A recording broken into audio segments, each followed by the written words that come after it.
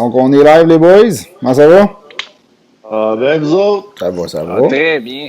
Très, très bien, les boys. C'est un mardi, je suis un peu déstabilisé. Ouais, c'est pas grave. Espérer que... C'est le soir de petite bière. Ouais, on va espérer que ça soit que... mardi ou que ça soit lundi. On va espérer que nos habitués seront pas trop perdus et ils vont venir se joindre à nous pareil. Je pense bien. Donc, la source du hockey présentée par Until and Done, SDH15, notre code promo pour 15% de rabais à la boutique physique ou bien au untilandone.com. Messieurs, les séries dans la LNH, là, on est rendu qu'on a le Big Four. Puis hier, Tampa Bay a sacré à voler 8-2. La blonde LP était contente. Ouais, ça criait dans la maison, puis je me bouchais les oreilles. Ah ouais, une fan de Tampa Bay. Ouais, une fan de Tampa Bay depuis longtemps. Puis écoute, je l'ai niaisé pas mal dans les dernières années. On le sait, ils ont choqué. Puis écoute, là, hier, là, elle me le remettait dans la face solide, 8-2. Puis je m'attendais vraiment pas à ça, que les Highlanders sortent aussi à mort. Surtout que les Highlanders nous ont habitués avec un jeu défensif, puis ils se font défoncer 8 buts hier. C'est quelque chose, là. Ouais, c'était assez surprenant, je te dirais, mais il y a peut-être une couple de facteurs là, qui peuvent expliquer le fait qu'ils soient arrivés un peu à mort. Ils ont joué quand même une grosse série, là, que ça a fini en 7. Après ça, le Lightning était déjà quand même, je pense qu'il avait déjà voyagé à Edmonton, parce qu'il faut qu'on rappelle au monde que les séries, les demi-finales, en fait, là, ils se passent à Edmonton. Donc, les équipes qui étaient à Toronto ont fait le voyage à Edmonton. Donc, une grosse série en 7 pour les Highlanders. Après ça, on voyage à Edmonton. On commence tout de suite le lundi avec le décalage horaire et tout. C'est sûr que ça a dû jouer. J'ai l'impression qu'ils sont arrivés peut-être un peu amorphes, là, mais par contre, est-ce qu'ils vont manquer de jambes aussi? Je ne sais pas. Une belle équipe quand même. On a Richard qui nous dit que c'était un bombe pour le jeu offensif. Effectivement, Richard, moi aussi, je suis content. On a vu Dallas aussi, 1-0. Écoute, c'est du jeu défensif plate là, qui nous offre depuis le début des séries, les Stars. Je m'attendais à la même affaire des Islanders. Finalement, une équipe offensive qui ressort, ça fait du bien. C'est le fun de voir une équipe Cendrillon, par exemple, comme Dallas. Je sais qu'en saison, ils n'ont pas trop mal fait, mais c'est pas comme une équipe trop sexy, on dirait, Dallas. Mais t'as quand même une coupe de surprise, là, Gourianov, qui est à 15 points, là, le Finlandais aussi, là, Carivanta. Il est pas facile, celle-là.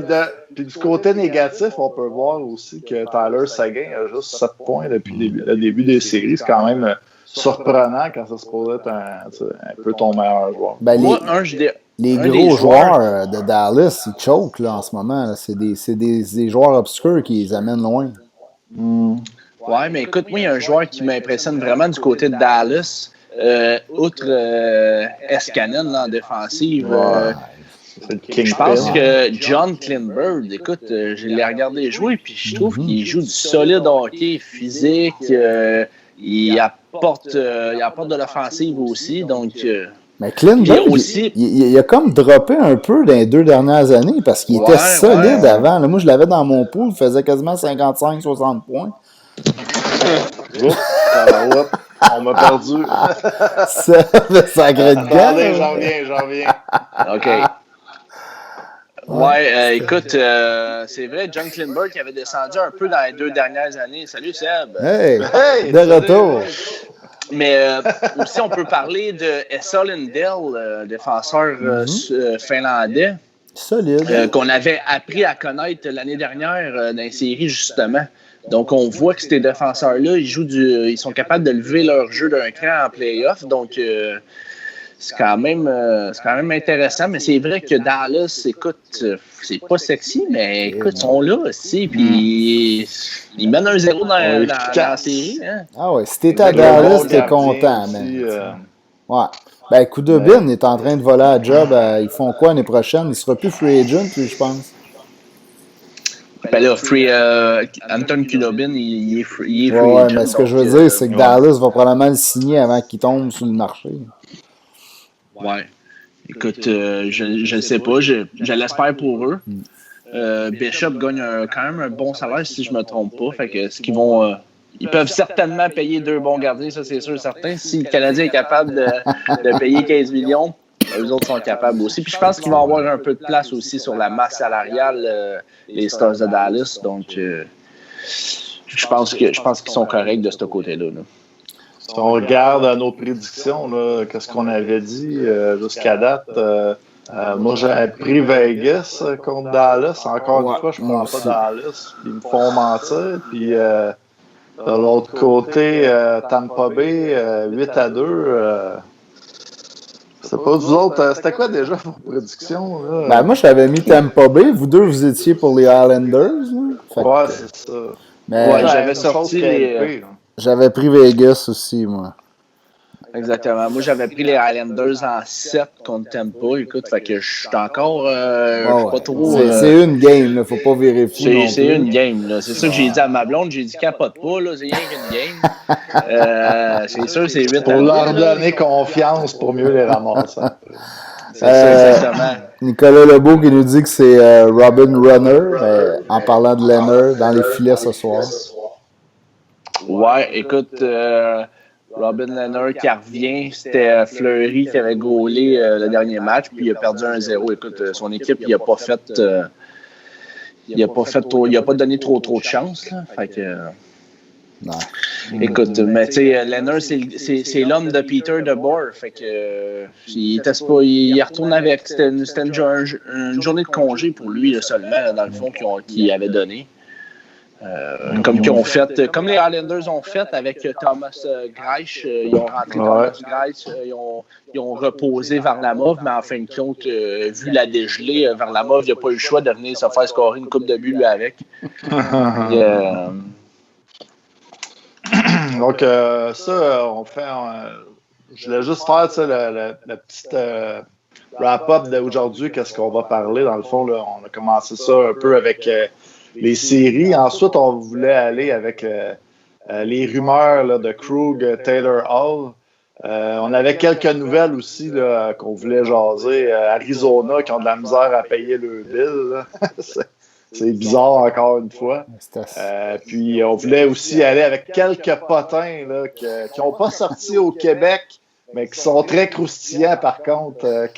On a eu vent cette semaine, puis on a hâte de vous parler de ça.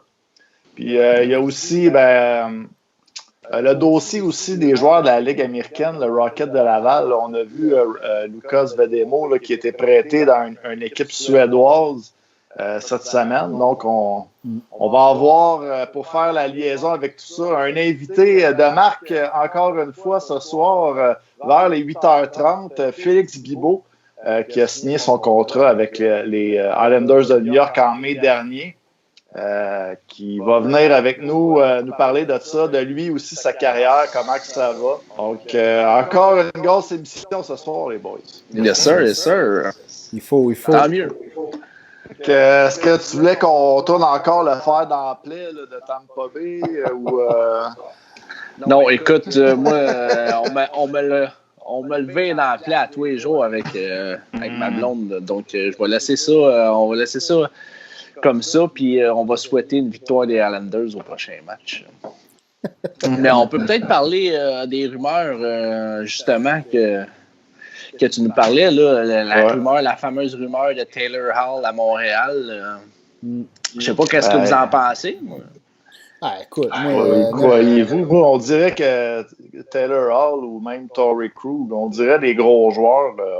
On a de la misère à y croire à Montréal parce que depuis l'été là, qu'il y a eu Gomez, Giunta puis Camilleri, on n'a jamais eu des grosses signatures. Là, Montréal, c'est toujours on a eu des bons échanges, là, Marc Bergevin. Mais du côté des signatures, là, c'est pas quand même des gros joueurs d'impact. Puis, mais vous, est-ce que vous aimeriez le voir venir à Montréal, Taylor? Parce qu'il y a beaucoup de monde qui... justement. Ils veulent même pas qu'ils viennent. Ouais, exactement. Moi, je trouve ça un peu spécial là, de cracher sur un, sur un joueur de talent. Mais c'est sûr qu'il faut qu'on s'entende qu'on ne le prendrait pas à n'importe quel prix, mais je pense que sincèrement, je pense pas que tu peux cracher sur un joueur de talent. S'il veut venir à Montréal, Taylor Hall, écoute, puis le prix est raisonnable. Si je suis Bergevin, je saute là-dessus solide. Là, c'est un ailier quand même, un ailier gauche. Un gros format quand même, 6-1, passé 200. Il y a une saison quand même, là, 93 points avec les Devils. Il y en a qui disent que c'est pas mal.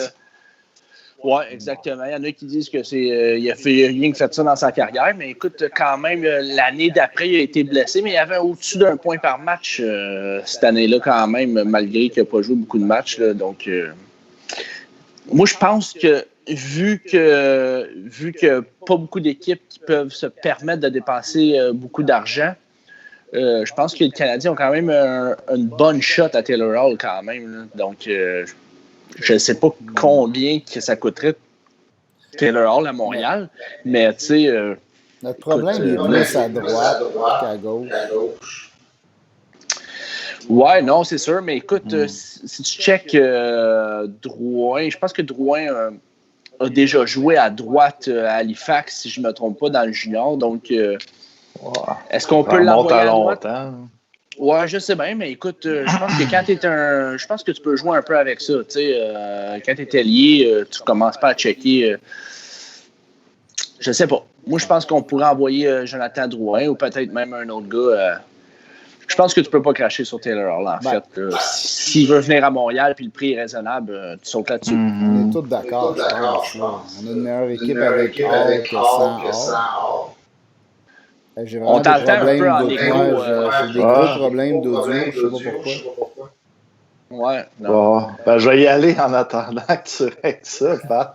Mais c'est vrai, je pense qu'on est tous d'accord parce qu'on peut pas cracher sur un joueur comme Taylor Hall, mais tu sais, quand on entend qu'il mais il y a une mauvaise attitude, tu sais, ça, c'est du blabla de journaliste, là, je veux dire, n'importe qui, n'importe quel être humain, faut que tu te places dans des bonnes situations, là. On en remonte avec les Oilers quand le DG il a donné 6,1 millions à 3 joueurs, c'était quoi, Eberle, Hall, puis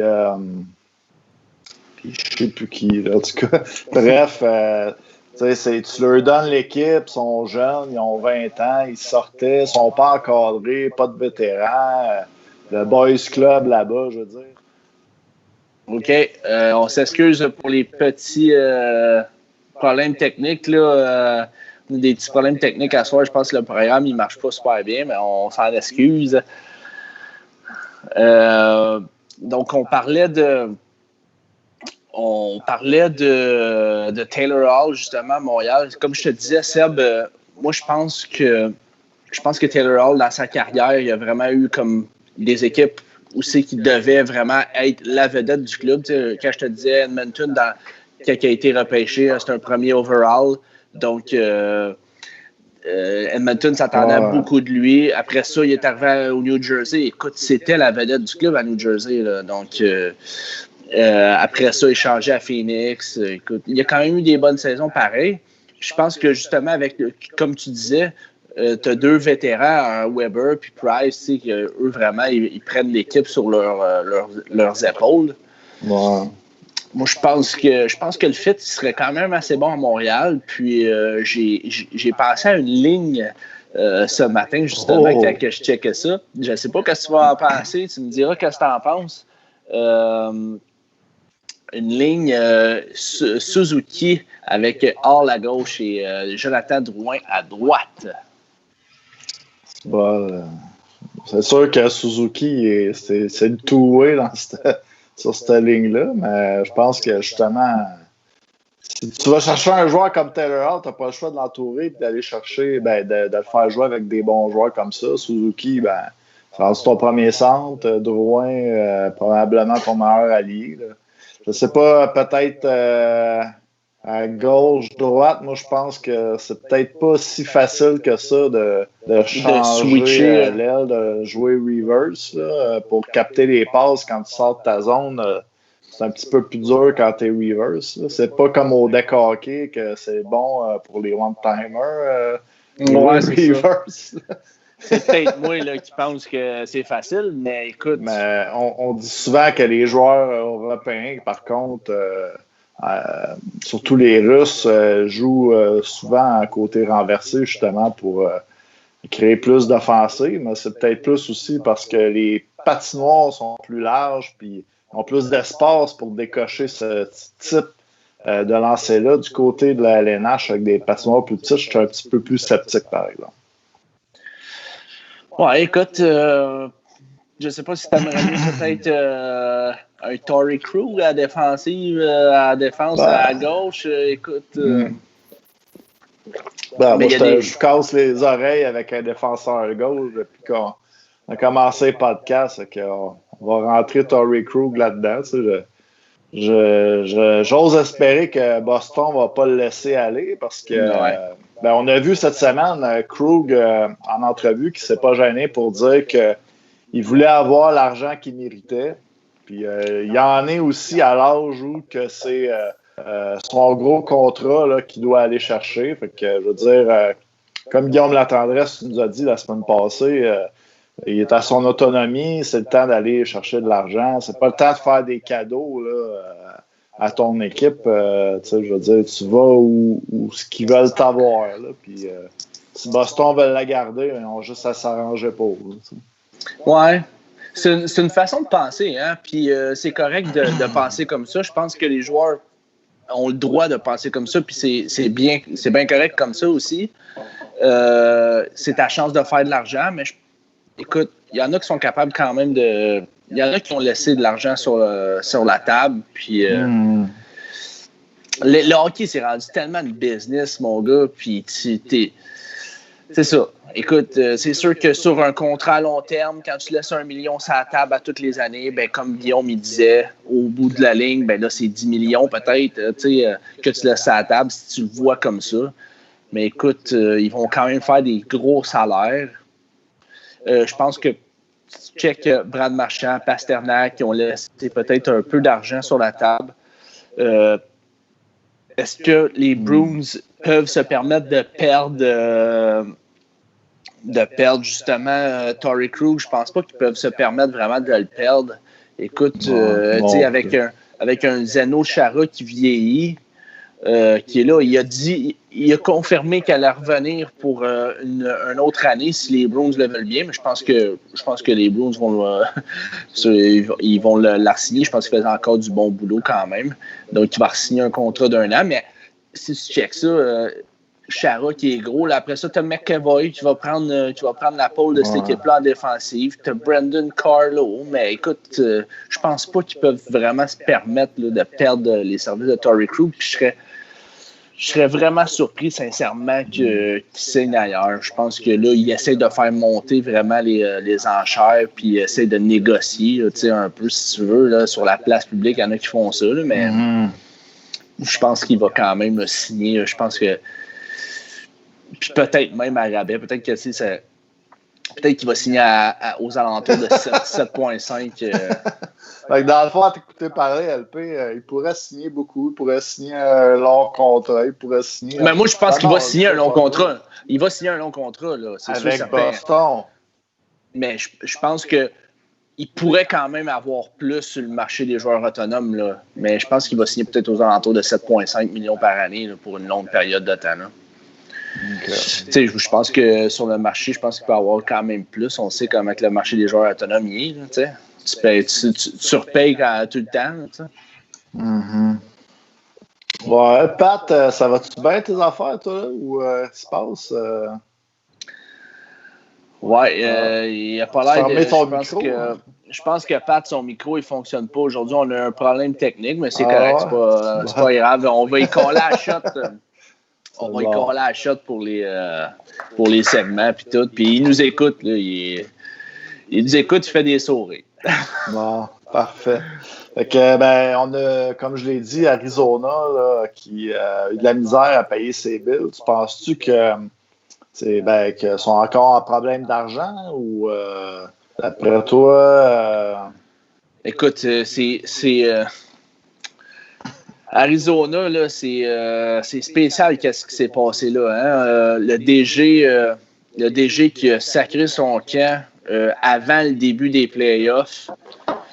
Donc, ça peut avoir mélangé un peu tout le monde dans la place. Donc, qu'il y ait... reviens-moi avec ça si je me trompe, là, mais je pense qu'ils ont oublié de payer des bonus ou ils ont payé des bonus en retard. Ouais, les bonus en retard. Mais moi, dans le fond, qu'est-ce que je me disais, c'est que peut-être, je suis dans la spéculation, là, mais tu sais, le partage des revenus, peut-être que les équipes reçoivent une date donnée, puis eux autres, dans le fond, ils attendaient peut-être justement ce bonus-là, cet argent-là qui leur était dû pour payer les bonus, parce que je peux pas croire que tu oublies de donner des bonus ou t'as pas l'argent. Genre, je veux dire, on n'est plus dans les années 70 avec l'AMH, que l'avion elle s'en allait pour Chicago, puis l'équipe est dans l'avion, l'aéroport, il veut pas que l'avion décolle parce que t'as pas assez d'argent pour payer l'avion. On est plus mettre du gaz dans l'avion. Je pense plus qu'on est rendu là comme dans les années 70. Là. Non, je pense pas non plus. Je pense que quand même, là, c'est des milliardaires qui ont ça, les équipes de hockey puis les équipes sportives. Je pense que la Ligue nationale ne tolérerait pas non plus aussi qu'il y ait des trucs comme ça qui se passent. Je pense qu'il y a peut-être juste un oubli ou ils sont tellement mêlés. Comme... Ça paraît mal, en tout cas. Puis si tu essaies de signer un gros joueur comme Taylor Hall... Comme Dale Talon, là, une année à Chicago, il avait oublié de faire les offres qualificatives à ses joueurs. Là, c'est 15%. Ouais. Puis, ça me dit quoi, ça? Il avait oublié, je veux dire, c'est lui qui passe pour la raisin, mais bon. Peut-être que justement, l'équipe. Comme je te dis, ça paraît très, très mal. Avec le DG. Avec le DG qui sac son camp avant les playoffs, là, t'as ça. Écoute, ça paraît très mal. Puis surtout que tu essayes de signer des gros joueurs, puis ça se bat pas. Ça se bat pas pour aller en Arizona. Là. Écoute, ils ont de la misère à signer des gros joueurs, des joueurs autonomes. Là, en belle place pour jouer au golf, par exemple. Ouais, c'est une belle place pour jouer au golf. Mais écoute, je sais pas. En plus, ils essayent de signer Taylor Hall. Ça paraît bien mal. Puis, sincèrement, je serais vraiment très surpris que Taylor Hall aille signer en Arizona. Là. Je pense que... Ouais, je pense que ça ne sert peut-être pas vraiment. Ils n'ont peut-être pas le stuff pour se rendre loin encore assez pour garder des gars comme Taylor Hall. Ouais, c'est ça. Qui ont quand même causé une surprise en début de série. Mais comme tu l'as dit, c'est une surprise. Vraiment, Arizona qui se soit rendu déjà là, ça c'était une surprise un peu. Je pense que ils vont revenir à leurs vieilles habitudes. Je pense que c'est une équipe là, quand même qui serait pas supposée de faire les playoffs, là, mais on ne sait jamais. Avec une bonne structure. On va y aller avec le petit potin croustillant de la semaine. C'est une nouvelle qui n'a pas sorti sur des sites au Québec. J'ai épluché ça un peu, même les sites de potins au Québec. On n'a pas vu ça. Mais on en a entendu parler un peu au baseball, c'est arrivé, des joueurs qui sont sortis de la bulle. Mais là, dans le fond, j'ai eu une nouvelle, j'ai entendu parler que pour le premier match en série de Thatcher Demko, l'équipe fait venir 2 strippers dans la bulle pour faire plaisir à Thatcher. Au jeune monsieur, à Thatcher Demko. Je pense qu'ils ont... Il va être passible, l'équipe va être passible d'une amende là, de 150 000, j'ai entendu parler. Ouais, j'ai lu ça aussi sur, sur le site antisauce.com. Ouais, c'est ça. Il n'y a pas de confirmation des gros médias quand même, là, mais ça paraît. Mais là, ils sont plus dans la bulle, hein, aussi, les Canucks, fait que ça... C'est quand même mieux pour eux autres, mais quand même, si c'est vrai, ça, ils l'ont échappé solide. Là. Écoute, ils savaient les règlements, mais Ben, c'est un peu. Tu regardes, t'entends cette histoire-là, puis aussi cette semaine, là, on a entendu parler que les Capitals de Washington y allaient un petit peu en vacances là-bas, ouais. dans la bulle, là, puis qu'ils prenaient pas vraiment ça au sérieux. Je sais ça pas, honnêtement, qu'une équipe prend pas ça au sérieux. J'ai des doutes que c'était peut-être pas, ça se peut, là, que ce soit pas l'équipe qui était la plus top shape. Là, mais... Ouais, mais c'est quand tes leaders prennent pas ça au sérieux, ben c'est là que ça va mal. Là, écoute, on sait pas, on n'est pas là, mais est-ce on a tous vu l'été des Capitals quand ils ont gagné la Coupe? C'était beau à voir, ça a fait les manchettes pas mal. Ovechkin et compagnie qui ont fait le party un peu partout. Fait que, en plus, là, tu peux mettre Kuznetsov et les lignes sur la table. Tu peux en mettre solide. Les gars dans la fontaine d'eau, tu peux en mettre un peu pour les Caps. Là. Ils ont des bonnes réputations. Comme on dit, ils ont des bonnes réputations de faire le party. Fait que, est-ce qu'ils sont arrivés en vacances? Je ne sais pas, je ne penserais pas. Mais écoute, peut-être moins motivés que les autres équipes, ça se pourrait quand même. Là. Ouais. Puis, dernière nouvelle avant d'aller à notre invité, puis on va en parler plus tard avec lui, Lucas Vedemo, qui a signé, pas signé, mais qui a été prêté à une équipe de deuxième division en Suède par le Rocket de Laval, parce que là, on est un peu dans l'incertitude, là, les joueurs de la Ligue américaine, quand que le hockey recommence pour eux autres. La même chose, le hockey de la Ligue nationale, après ça recommence en décembre, plus tard.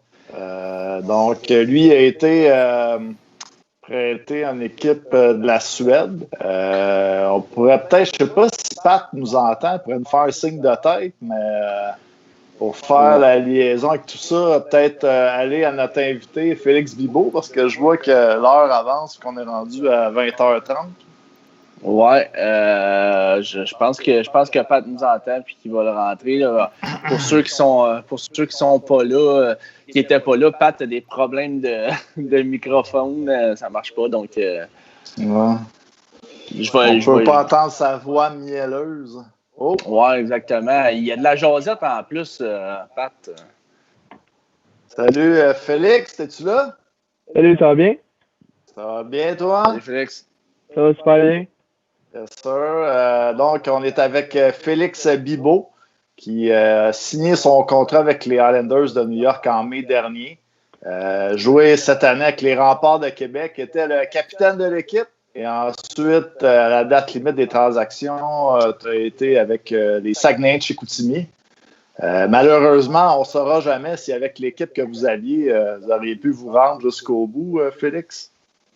Oui, exactement. Là, je pense que on a parlé souvent, là, mais écoute, c'est sûr qu'on ne saura jamais ce qui aurait pu arriver, mais écoute, j'ai pas eu du très bon temps à Chicoutimi, c'est sûr, je me suis beaucoup amusé, puis j'en ai profité au max, là, même si ça n'a pas duré trop longtemps. Puis dans les dernières années, là, si on fait un peu ton pedigree, tu as gagné la Coupe Memorial avec les Huskies, tu as eu vraiment des bonnes séries, la Coupe aussi au Québec, là. Pas juste la Coupe Memorial, puis vous aviez toute une équipe, puis tu avais une chimie là, avec Raphaël Harvey-Pinard, Joël Teasdale. Vous aviez toute une équipe. Parle-moi un peu là, de c'est quoi le feeling de peut-être gagner la coupe qui est la plus difficile à gagner au hockey, comme on dit. Ouais, c'est sûr qu'on avait vraiment une équipe incroyable. Là. Ça fait plus qu'un an aujourd'hui, puis des fois, quand j'y repense, je réalise vraiment qu'on avait vraiment une grosse équipe. Là. C'est sûr que tu sais, quand on était dans le feu de l'action, on le réalisait pas. On était concentré sur notre objectif et tout ça. Mais là, mettons plus qu'un an après, je me rends compte qu'on avait vraiment une grosse équipe, qu'on était vraiment fort. Puis en plus, on avait vraiment une bonne chimie tout ensemble. Là. Fait que c'est sûr que c'est pour ça que ça s'est bien déroulé pour nous autres. Là. Notre chimie est incroyable. Puis en plus, on avait un groupe assez solide aussi. Puis ensuite, tu as été échangé pendant l'été. Tu as joué avec. Tu as été nommé capitaine des Remparts de Québec. C'est sûrement un peu aussi à cause de ça pour tes qualités de leader. Je sais qu'avec les Grenadiers aussi, quand on s'est connus en 2015-2016, tu as été aussi capitaine à ta deuxième année. Mais est-ce que tu penses qu'on a justement été te chercher pour ça chez les Remparts? Ben, tu sais, la transaction, elle avait été réalisée, dans le fond, à Noël. C'était un échange élastique qu'on appelle. Fait que, c'est sûr que, tu sais, moi, je m'attendais à être échangé, là. J'entendais les rumeurs puis tout ça, mais j'étais concentré sur ma saison de mes séries à Rwanda, mais quand c'est arrivé, je m'en doutais un petit peu. En même temps, tu sais, j'étais comme, quand je suis parti de Rwanda, tu sais, il n'y a rien d'autre qu'en tant qu'équipe, on aurait pu gagner de plus. Fait que je suis parti la tête tranquille. Puis je suis allé à Québec. J'étais super heureux d'aller là. C'est super belle ville, comme tout le monde le sait. Une belle organisation, belle arena. Fait que j'ai été chanceux de pouvoir vivre ça aussi, là, c'est sûr. Toi qui as joué à Québec, là, est-ce que tu pourrais dire que la ville de Québec t'a préparé un peu pour qu'est-ce qui s'en vient peut-être dans ton futur de jouer des fois, il y a des foules de 16 000 personnes, 18 000 personnes à Québec. Tu es comme le dieu du stade un peu là, à Québec. Ils aiment beaucoup leur équipe. Est-ce que tu penses que ça peut bien te préparer là, pour la suite des choses? Ouais, c'est sûr. Comme tu dis, c'est des installations de la Ligue nationale. C'est gros les remparts à Québec. Puis j'ai eu la chance d'être capitaine là-bas. Fait que c'est sûr que ça m'a fait grandir, ça m'a donné de l'expérience. En même temps, ça n'a pas tout le temps été facile. Là. On avait une équipe jeune, puis on n'a pas connu autant de succès avant Noël qu'on aurait voulu. Fait que, j'avais tout le temps, dans le junior, j'avais tout le temps eu des grosses équipes là, qui performaient tout le temps. Fait que ça m'a fait voir l'autre côté de la médaille un peu là, de travailler, de sortir des séquences plus difficiles. Fait que avec tout ça, ça a fait un bel équilibre à ma carrière junior dans le sens que j'ai pu vivre les deux côtés de la médaille. Puis, comme je t'ai dit, à Québec aussi, là, j'ai passé du très bon temps. Puis, avoir Patrick Roy comme entraîneur, on dit qu'il est exigeant. Est-ce que tu pourrais nous en parler un peu? Oui, ben c'est sûr que comme tous les coachs que j'ai eu dans le junior, Patrick, c'est un coach exigeant, mais je pense qu'il a vraiment évolué. Là, c'est pas l'ancien Patrick que tout le monde parle. J'ai parlé avec son gars là, qui est venu coacher un petit peu avec lui durant peut-être 2 semaines. Puis que son père l'avait. Ah, exactement. Son père l'avait coaché là, dans les grosses années des Remparts. Puis il disait que c'était pas pantoute le même homme, qui avait vraiment évolué. Il a été dans la Ligue nationale. Après ça, il a pris une année ou 2 sabbatiques. Fait que je pense qu'il est vraiment avec la nouvelle génération, là, il est super bon. Il communique très bien avec ses joueurs. Fait que si t'as un problème, tu vas le voir puis tu vas en parler. Là, il est à l'écoute puis tout ça. Fait que ça a été bien le fun. J'ai pu jaser avec lui d'énormes occasions. Il m'a conté des anecdotes, il m'a conté plein d'histoires par rapport à lui puis à ses expériences. Fait que ça a été vraiment le fun. C'est sûr, c'est pas tout le monde qui peut vivre ça, là, c'est certain. Oui, puis avec Chicoutimi, ensuite, tu as été échangé à la date limite des transactions, puis tu as côtoyé aussi d'autres bons joueurs comme Raphaël Lavoie, Farmer, Dawson Mercer qui va se faire drafter cette année. Est-ce que tu pourrais nous parler un peu de cette équipe-là aussi, là, dans laquelle tu as débarqué, puis tu as été retrouvé aussi ton comparse, là, Harvey Pinard? Ouais, ben c'est ça. Là, quand je suis arrivé, là, je te dis, ça a pris un temps à tout le monde de s'acclimater au système de jeu, tout ça ensemble. Là. Mais écoute, rendu là, tu sais, justement, là, un petit peu avant la pause forcée à cause du COVID, là, on est sur une très bonne séquence. Je pense qu'on avait 8 victoires en ligne. Ça allait très bien. Puis fait que, je pense qu'on aurait on s'en allait dans la bonne direction. Il y avait des ajustements par rapport à la glace olympique, siège Chicoutimi, que quand tu joues juste une fois par année, tu le remarques pas, mais quand tu joues là toutes les semaines, tu te rends compte que faut vraiment que tu joues de manière différente. Là, on commençait tout à embarquer dans ce bateau-là, puis ça allait super bien. Fait que j'ai eu bien du fun aussi là-bas, là, vraiment super belle organisation, super belle ville. J'ai pu habiter aussi chez les parents d'Harvey Pinard, là, mon bon ami, on a habité ensemble. Fait que ça c'était cool aussi. Fait que malgré que ça a fini tôt, là, j'ai vraiment aimé mon parcours là, junior. J'ai été chanceux là, des 3 places que j'ai joué. J'ai vraiment été choyé. Puis ça a montré aussi une belle détermination là, de voir qu'à 19 ans, tu as été repêché. Je veux dire, tu as eu quand même des bonnes saisons auparavant. On t'a pas entendu ton nom. Puis finalement, avec les Highlanders, je pense que c'était assez cocasse. Tu avais été interviewé aussi là-dessus. Tu n'étais comme pas chez toi au moment qu'on a entendu ton nom à la télé.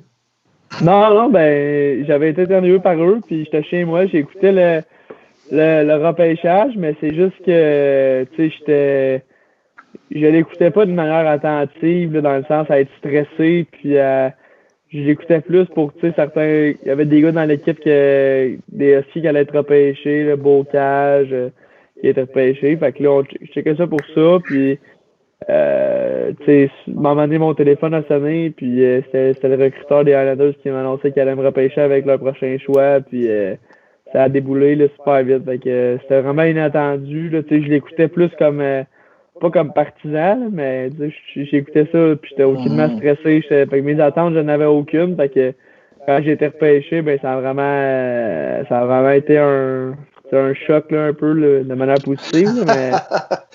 T'as-tu eu des contacts avec eux autres un peu? Tu dis que ça a été vraiment une surprise, mais t'as-tu eu des discussions avec des équipes?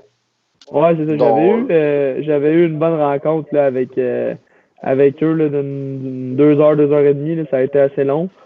Puis, tu sais, j'avais rencontré en personne seulement une autre équipe, mais j'avais eu des entrevues, puis mon agent avait eu du feedback de d'autres équipes, là, mais c'est sûr que c'était l'équipe qui m'avait démontré le plus d'intérêt. Puis fait que c'est sûr que leur choix, mettons, je le regardais plus que certaines autres équipes, là, mais comme je t'ai dit, je m'en attendais vraiment pas. Ça a vraiment été. Quand t'as aucune attente, là, ça rend toujours les choses plus ouais. Puis tu as été faire ton premier camp aussi avec les Highlanders. Pendant l'été dernier, et puis il y avait Noah Dobson là, que tu as côtoyé avec les Huskies aussi. Est-ce que c'est comme un joueur là, qui t'a un peu montré comment ça se passait? Est-ce que raconte-nous donc ton camp là, de bord. Oui, ben c'est ça, tu sais, ça se déroulait. Ça se déroulait au début. Première journée, je le cherchais un peu, là, justement, puis là, il était venu avec moi, tu sais, parce que je connaissais pas beaucoup de monde. Ouais. Puis, mais tu sais, à partir que le camp a commencé, là, je me suis fait des chums. On était 3 autres Québécois là, avec moi, fait que on se tenait pas mal ensemble, c'est sûr. Même que durant le camp, Anthony Beauvillier puis Derek Brassard nous a emmené manger là, les 3 Québécois. Fait que on était vraiment chanceux là, de profiter de ça. Ils ont été super fins.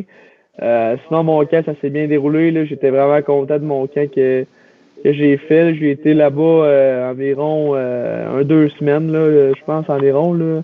Puis ça s'est bien passé, honnêtement. J'étais bien content de ce que j'avais montré, qu'est-ce que j'avais fait. Je m'en doutais un peu que j'allais retourner junior aussi, de compte tenu que j'avais été repêché à 19 ans. C'était un cas particulier un peu. Fait que je suis retourné junior, puis c'était pas un choc, là, je m'en doutais un petit peu. Puis mais tu sais, c'est ça, là, je sais pas encore qu'est-ce qui arrive l'année prochaine. Demain, justement, j'ai une rencontre avec eux pour savoir qu'est-ce qui va en être. Fait que je sais toujours pas, j'ai toujours pas de nouvelles, là, mais la saison est supposée de commencer début décembre. Ça aurait été une autre question qu'on t'aurait posée, justement. On s'en était parlé un peu la semaine dernière au téléphone. Mais justement, avec l'incertitude là, de la Ligue nationale, la Ligue américaine, tu dis que ça serait au mois de décembre que la saison recommencerait, mais c'est dans le fond, la Ligue américaine et la Ligue nationale en même temps? La Ligue nationale, la Ligue américaine puis la Ligue de la East Coast sont comme données comme même date. Là, je pense que c'est entre le 1er et le 4 décembre là, pour les 3 ligues. Pour le moment, là, ça c'est rien, ça change pas. Et comme je t'ai dit, demain, je suis supposé d'avoir du feedback par rapport à qu'est-ce qui va en être, qu'est-ce qui va arriver tout ça, mais je sais vraiment pas encore. Là. Pour le moment, on s'enligne pour ça. Puis j'imagine T'as que pas de ton plan. t'as pas d'autres plans en tant que tel. Mettons que ça fonctionnerait pas puis que la Ligue américaine commencerait plus tard ou ne commencerait pas pendant tout. Ouais, on n'est pas rendu là, je pense. Là, pour le moment, je pense que du moins, je pense qu'ils vont essayer que ça commence, là, dans le sens qu'on va se rendre là-bas, puis on va. C'est juste que là, s'il y a des problèmes d'éclosion ou quoi que ce soit, là, ça peut être là le problème. Mais je pense qu'ils vont vraiment essayer que ça commence au début décembre. Puis après ça, on verra qu'est-ce qu'il y en a, là. Mais c'est ça. J'ai hâte de voir qu'est-ce qui va se passer. Pour le moment, mon entraînement, tout qu'est-ce que je fais là, sur glace, hors glace, c'est calculé pour début décembre. Là, c'est bénéfique pour moi. Pour moi, j'ai eu deux grosses saisons, là, les 2 dernières années. J'ai joué énormément de coups, j'ai eu beaucoup de temps de glace.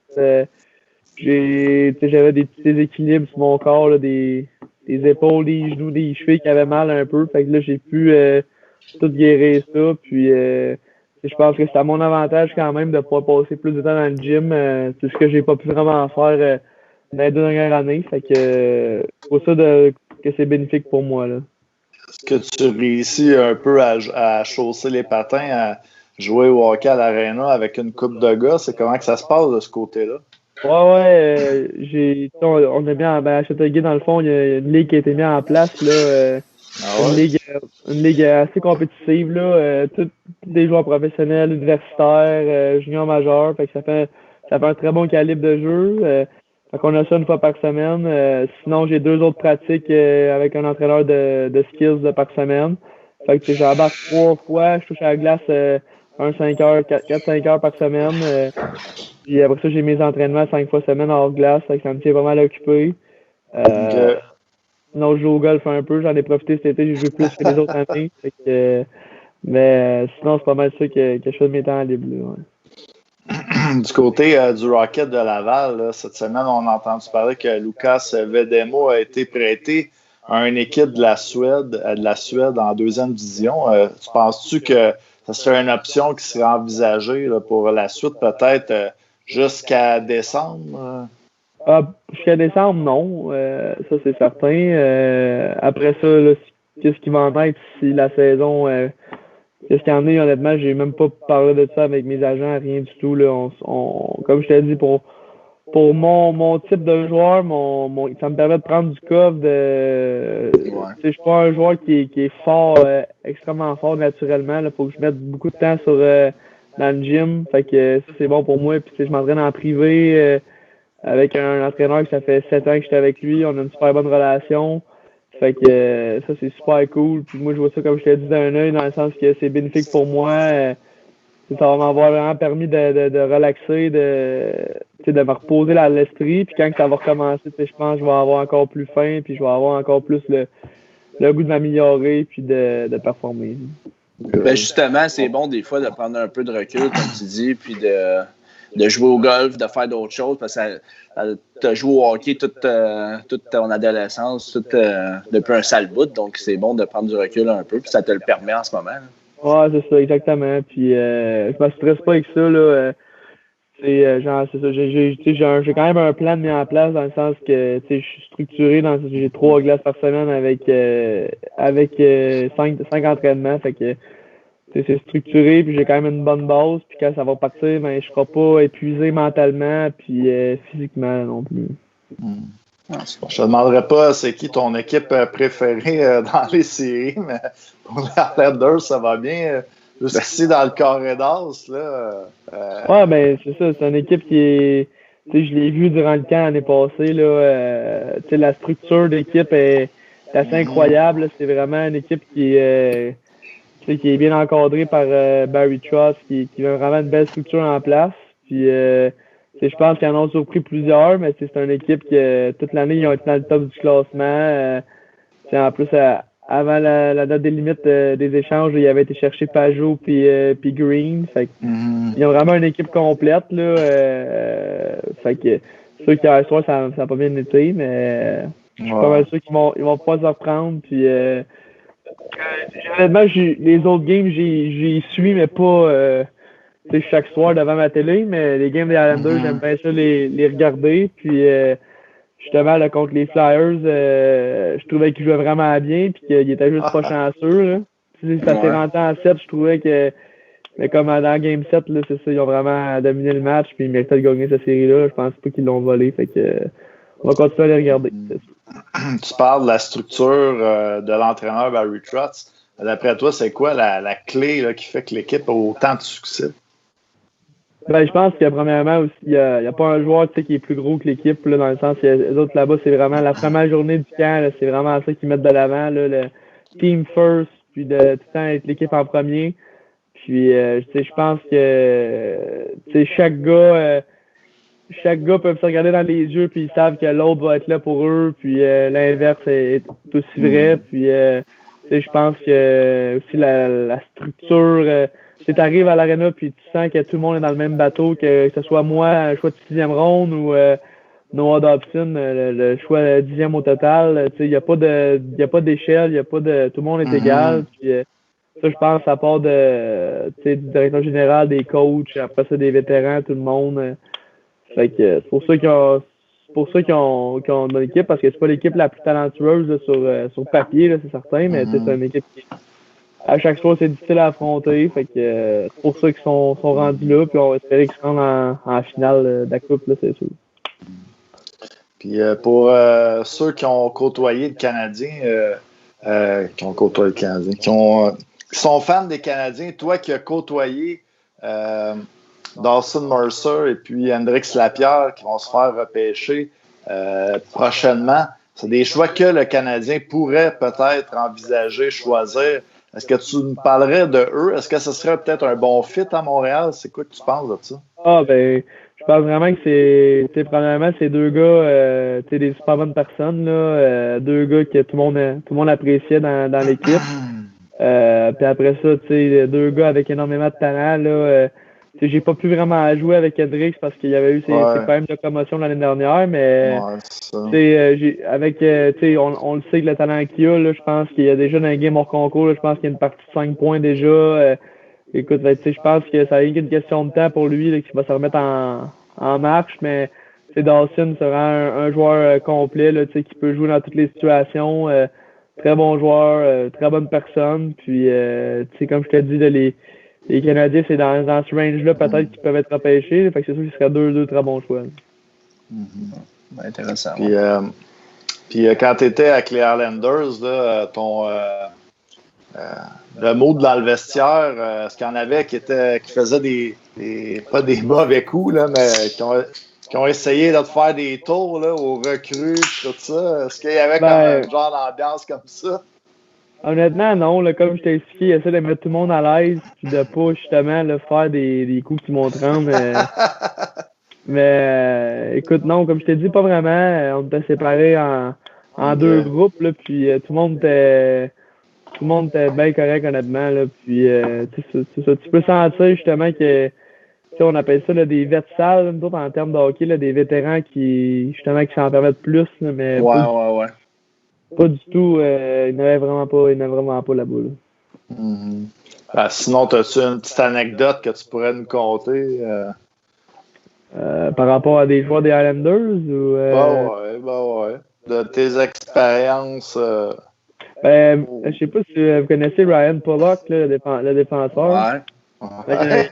Il pratique, puis j'ai joué au hockey à assez haut niveau, puis j'ai vu des lancers, puis là, il y a une pratique, la pratique est terminée, puis il me regarde et il dit « Hey, tu me prêtes une coupe de passe, tu sais, puis lui, il voulait, parce que sur le powerplay, il est souvent sur son one-timer, là, c'est un droitier. Il s'est installé à ligne bleue avec une coupe de puck, puis j'ai pu voir son lancer de près, puis je vous le dis, là, c'est quelque chose. J'ai jamais vu les lancers de Shea Weber, puis de tous ces gars, Chara, ou les gars puissants comme ça, mais puis il est reconnu, puis demain, si vous avez l'occasion, vous le jetterez du coin de l'œil. L'autre jour, il a lancé sur un gars, puis là, dans ma tête, je comprenais tellement quel gars devait avoir mal. Par contre, j'ai fait une coupe de passe pendant.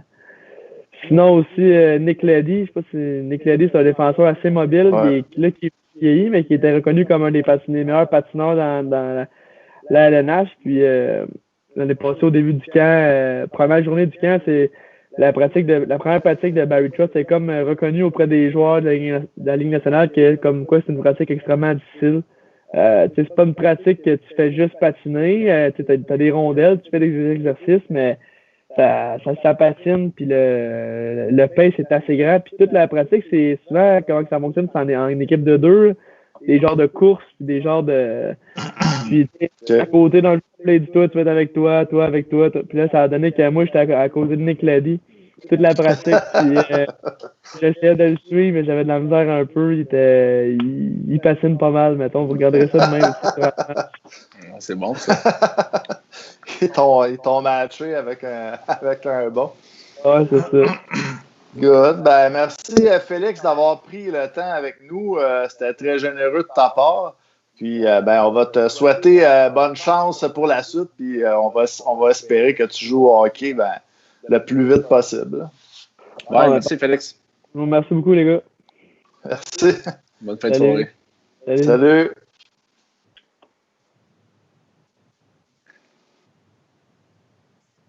Ah, c'était bien intéressant. En tout cas, je t'ai laissé un peu plus parler parce que... ouais, c'est un peu bizarre. Avec Pat. Avec Pat qui est là en dessous et qui dit pas un mot, mais Pat... Ouais. Ben, je pense que... je ne sais pas si c'est ça qu'on voit sur le chat. Je voyais comme l'onglet là, de Sauce du hockey ou bien le Until I'm Done de temps en temps. Peut-être ça doit être Pat qui gossait avec ça puis qui nous mettait ça. Mais écoute, moi j'ai trouvé ça vraiment intéressant l'entrevue avec Félix. Écoute, il a parlé du lancer de Ryan Pulock puis on a entendu un peu parler aussi cette semaine justement comme quoi Ryan Pulock avait un lancer vraiment foudroyant. Puis en plus, Ryan Pulock vraiment éclos cette année. C'est un défenseur à checker là, dans les prochaines années, je pense, pour remporter énormément aux Islanders. Donc, on a eu la confirmation par Félix qu'il y a un sale shot. Mais non, puis en plus de ça, j'ai hâte de voir où c'est que ça va mener tout ça, la Ligue américaine. Est-ce qu'ils vont jouer en décembre? Il y en a qui sont quand même... j'entendais parler... j'écoutais un petit peu... Anthony Marcotte, qui est le commentateur du Rocket de Laval, là, qui était un petit peu... il était pas sûr, lui, que ça allait recommencer pour la Ligue américaine en décembre. Mais écoute, on va l'espérer parce que c'est du bon hockey. Puis en plus de ça, c'est important. C'est vraiment important pour ces jeunes-là de jouer au hockey. Perdre une année complète, je pense que ça pourrait leur faire mal. Mais perdre une demi-saison, pas trop grave. Comme Félix, il disait, lui, il y a des bobos un peu partout. Ça lui permet aussi de prendre du recul parce que ces gars-là, là, ça joue au hockey depuis des années et des années et des années non-stop. C'est tout le temps en train de focusser sur une affaire, là, hockey. Dans les dernières années aussi, il a été occupé parce qu'il a joué plus longtemps il était loin dans les séries avec le Huskies, Coupe Memorial. Exactement. Quasiment au mois de juin, ça. Puis tu repars après le camp d'entraînement au mois d'août. Ouais, c'est ça, exactement. Tu en as parlé. Comme tu dis, lui, il n'a pas arrêté. Là, donc, ça va y avoir fait du bien. Il va pouvoir réparer ses petites blessures puis aussi penser à d'autres choses que juste le hockey. Là. Donc, je pense que ça peut être bénéfique pour ces joueurs-là en espérant qu'ils puissent recommencer à jouer au hockey parce que tu parlais aussi que Lucas Vedemo il a été envoyé en Suède, mais ils ne peuvent pas envoyer tout le monde non plus en Europe. Là. Ça va faire du joueur de hockey en maudit en Europe. Là, fait que il y a des gars qui ne joueront pas de l'année. Si jamais la Ligue américaine ne repart pas, là, on va l'espérer, mais c'est sûr que ils ne pourront pas envoyer tout le monde là-bas. Là. Yes. Fait que mon LP, on y va ça avec un petit has-been peut-être pour closer ça? Ouais, closer ça. Vu qu'on a des problèmes techniques aujourd'hui, malgré. C'est un peu poche, là, mais... C'est juste toi qui va être le challenger. Là. Je pense moins que Pat est capable de lire sur mes lèvres. Mais je pense que je les avais eus. Je pense les deux derniers la semaine passée. C'était lesquels déjà? Je me rappelle qu'il y avait Sean Bell, puis l'autre, c'était qui? C'était un plus facile, mais Sean Bell, c'était quand même un long shot. Là. Ouais, ok, vas-y donc, je vais essayer ça. Bon. C'est un joueur québécois qui a joué pendant 4 saisons et demie, on pourrait dire, avec le Canadien de Montréal. Au début des années 90, dont la fameuse saison qu'on a gagné la Coupe Stanley en 92-93. Il avait même marqué 80 points en saison régulière cette année-là. Il y a un frère aussi qui s'appelle Patrick. Et puis, par la suite, après sa grosse saison de 80 points, l'année d'après, il a été changé par le Canadien au Mighty Ducks après 34 parties. Il a fini la saison, plus joué un autre. Pas Lebeau?